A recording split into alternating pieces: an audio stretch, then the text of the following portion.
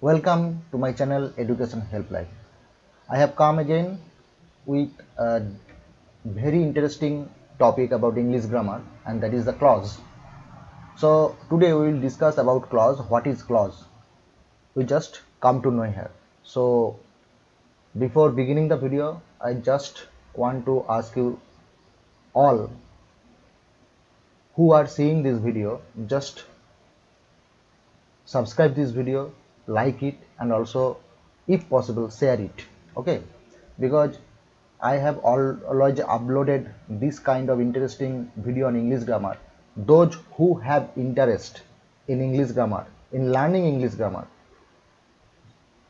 you should subscribe this channel. Okay, now let's begin. So the topic is, what is clause? Clause is an interesting topic in English grammar, you know. So we have to understand what is clause at first. See, here I have written 3 sentences. I didn't go to school as I was ill. I know the boy who has done it. There is a rumor that he has been arrested. So before we just proceed towards clause, we just learn what is sentence. We all know that a sentence is a group of words that make a complete sense, and it must have a finite verb and maybe a subject.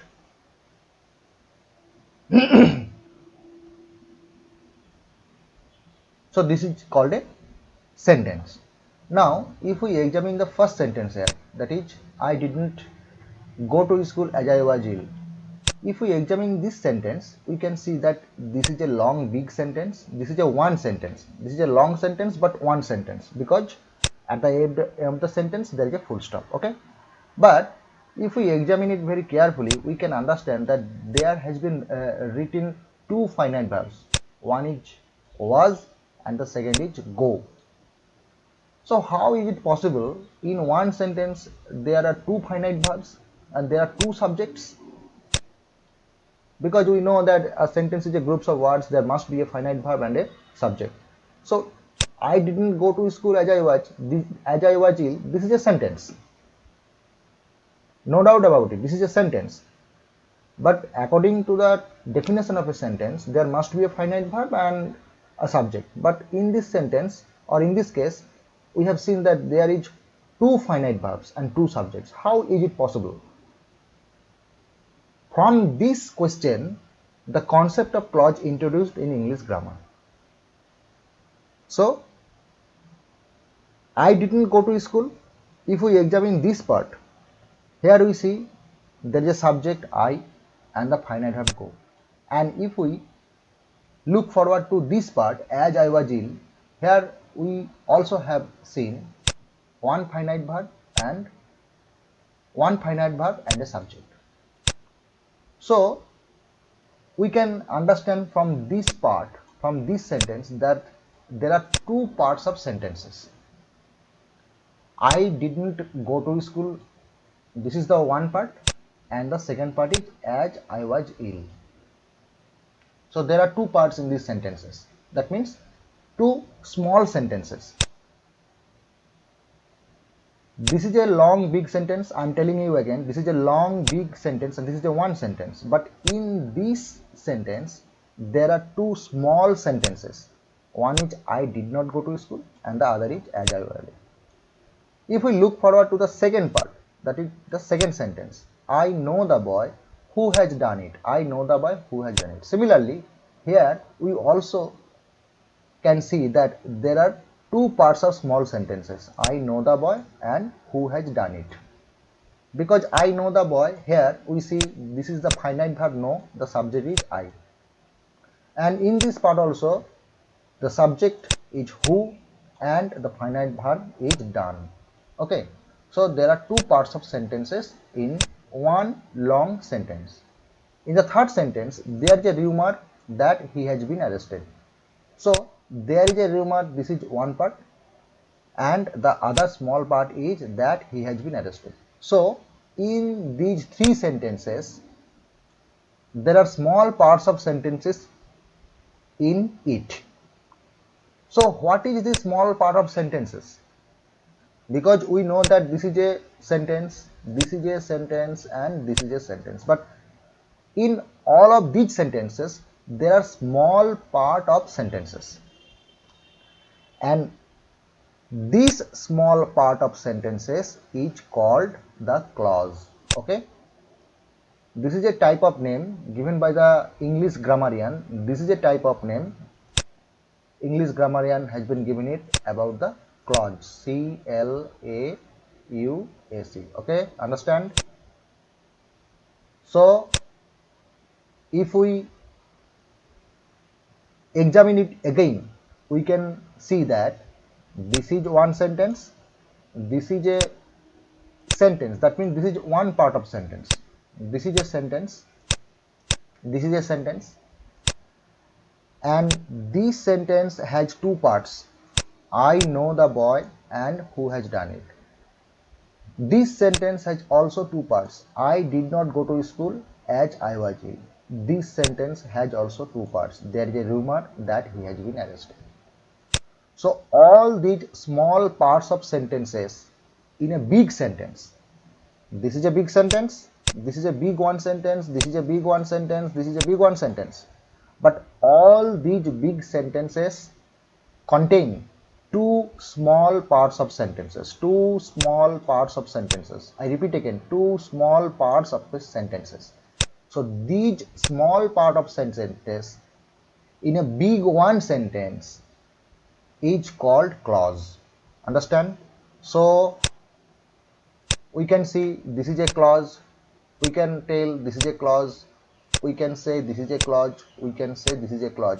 So clause is just basically a small part of sentences of a big sentence. This is also a clause and this is also a clause. What will be the small part of a sentence of a big sentence is called? So there is a rumor, this is a small part of a sentence, so this is called a clause. That he has been arrested, this is a small part of a sentence of a big sentence, there is a rumor, so this is called a clause. I know the boy, this is a big sentence, and in this big sentence there are two small parts of sentences. One is I know the boy, so this is a clause, and the second is who has done it, so this is a clause. This is a big sentence, I did not go to school as I was ill. In this big sentence there are two parts of small sentences. One part is I did not go to school, so this can be called a clause, and as I was ill, this part is also called a clause. So what is small part of a sentence of a big sentence is called clause. The grammarian has named it as clause. So small part of sentence of a big sentence is equal to clause. Understand? Now there is one question that might be arised in your mind, and that is, see, I have told you I did not go to school, this is a small part. As I was ill, this is a small part. But if anyone just take it, go to school as I, this is a small part. I did not was ill, this is a small part.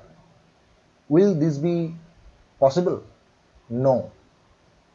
Because we know that clause is a small part of a sentence. That means in a clause the quality of a sentence must be present.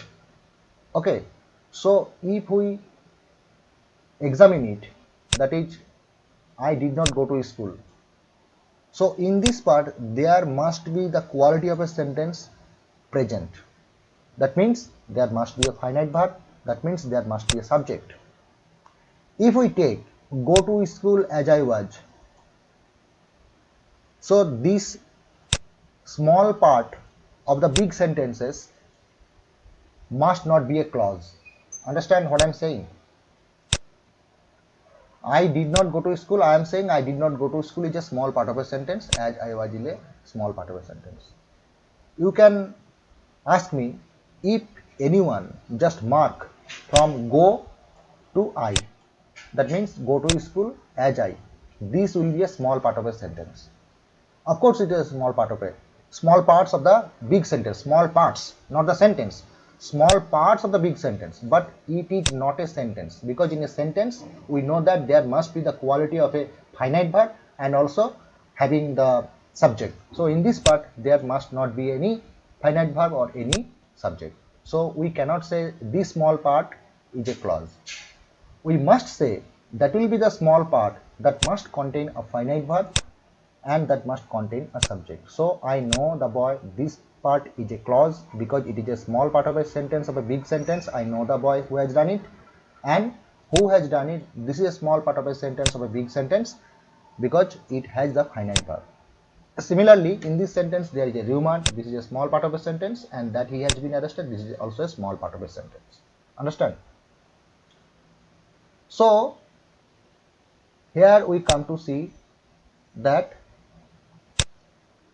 here see I have written it. A clause is a group of words which have subject and finite verbs of their own and a small part of a big sentence. Very careful about this small part of a big sentence. That means that small part must be also a sentence. Okay. Now we will move forward. How many clauses are there in English? So here we understand easily what is clause, and if we are given a long sentence, we can easily find out from which part to from which part is a small part of a sentence and from which part to which part is a small part of a sentence. That means from which part to which part is a clause and from which part to which part is a clause. Clause means a small part of a sentence. Remember carefully, clause means a small part of a sentence of a big sentence. Now we move forward about the clause and its types. So how many clauses are there in English? So basically there are, here you can see, basically there are two types of clauses. One is principal clauses and other is subordinate clauses. There must be coordinate clauses and comment clauses, but we will discuss it later. So what is principal clause and what is subordinate clause? And subordinate clause is also further divided into three categories, that is noun clause or nominal clause, adjective clause or relative clause, and adverbial clause or adverb clause. Okay. So here we understand about the principal clause. In this video we will try to understand about the principal clause and the subordinate clause, and in the next video we will understand about the details of subordinate clause. Okay, and also the coordinate clauses. Now let's check it here. See, if we examine this sentence, I did not go to school as I was ill. In this part, I did not go to school is a small part of a sentence, what I have already told you, and as I was ill is a small part of a sentence. But this part, I did not go to school, this part of small sentence is independent. That means its meaning is clear. If we did not tell as I was ill, this part, if we did not tell this part, only say I did not go to school, its meaning is clear, it is independent, and this small part of sentence stands by itself. That means to clear the meaning of this sentence or to fulfill the meaning of this sentence, no other words or no other clauses is necessary. Understand what I am saying? If I say I did not go to school, its meaning is clear. This small part of sentence stands by itself. It is not dependent on any other words or any other phrases or any other clauses. It means it is totally independent. Its meaning is clear. We have nothing to say to clear its meaning. Okay. So this type of sentence, small part of sentence of a bigger sentence, is called the principal clause or main clause. So the small part of sentence which can stand by itself, which is independent, and no words or phrases or clauses is required to fulfill its meaning or to express its meanings or to make understand clearly its meaning, that part of small sentence is called the principal clause. So this is a principal clause. In this part of a sentence, I did not go to school as I was ill. And if we examine this part, as I was ill, I said as I was ill and I said nothing more than it. Only I said as I was ill.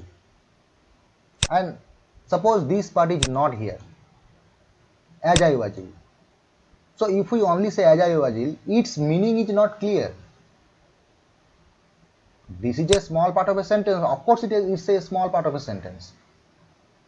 But its meaning is not clear. It cannot stand by itself.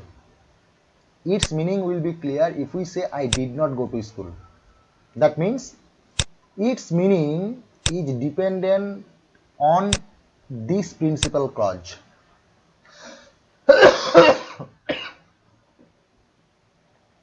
Its meaning is dependent on this principal clause. If we say I didn't go to school, then its meaning will be clear, as I was ill.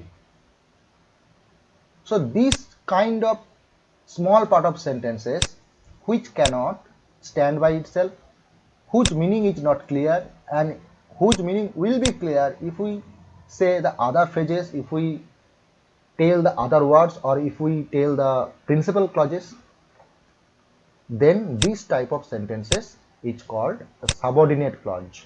Okay, subordinate clause or dependent clause. That means its meaning is dependent on the principal clause. Understand? Similarly, if we examine this part of sentences, this type of sentences, I know the boy. See, I know the boy. This part of sentences, its meaning is clear. This type of sentences, small part of sentences, stand by itself, and there is no words or phrases or clauses is required to fulfill its meaning or to clear its meaning, because this sentence is clear or fulfilled by itself.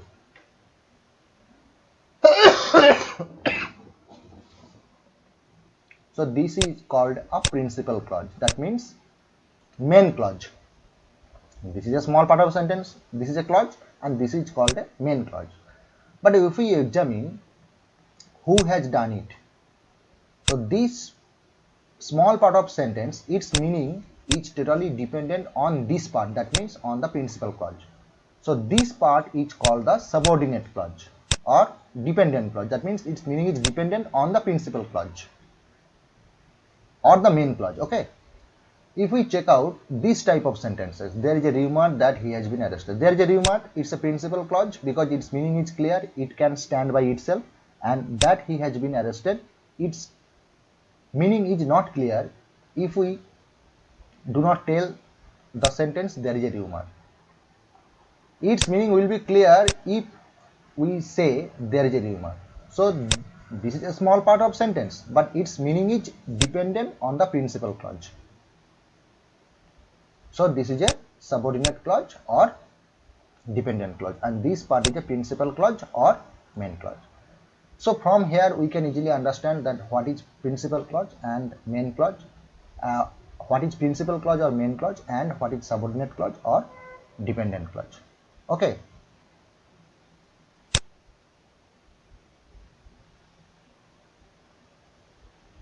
So here we will say a little bit more, because here you say that subordinate clauses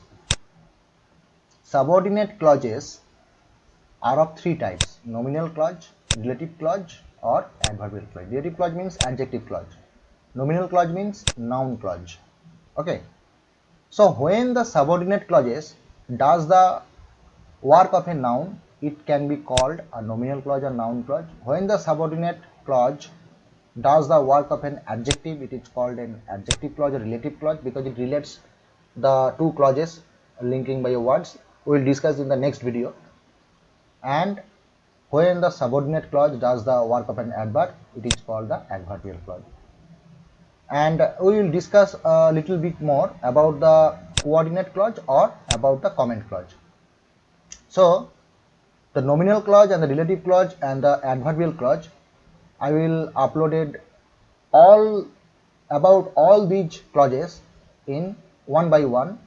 Nominal clause will be a one part of video, and the next part will be the adjective clauses and the adverbial clauses. So there will be all separate videos about all the clauses in details. Now we move forward to the coordinate clause. What is coordinate clause? If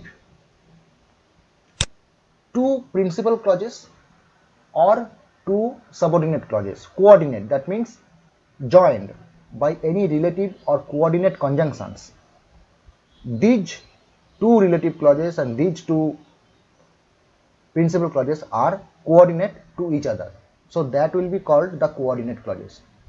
So in most cases it has been seen that coordinate clauses is a compound sentence. So what is coordinate clauses? See here.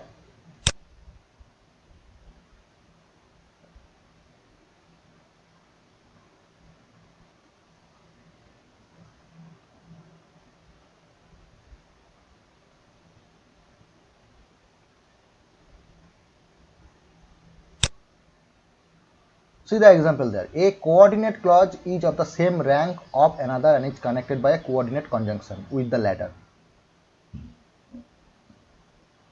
That means a coordinate clause is connected with the coordinate conjunction. Here see the example. My father called my friend and asked him why he was shouting. So my father is a principal, called my friend is a principal clause, and asked him, its subject is my father, so my father asked him, this is also a principal clause, and those two principal clauses are joined by and, that is the coordinate conjunction.